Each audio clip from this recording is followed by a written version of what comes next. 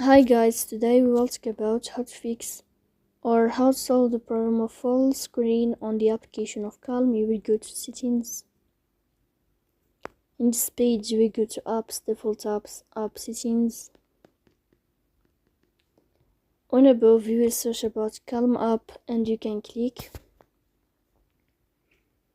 In this page of app info you will click on first stop and you can click OK. Here you will enter to the window of storage. Then we click on clear cache. But pay attention, don't click clear data because that can delete your account.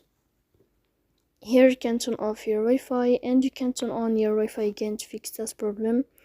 So please don't forget to support us by like and subscribe. See you next time in another video and thank you for your watching.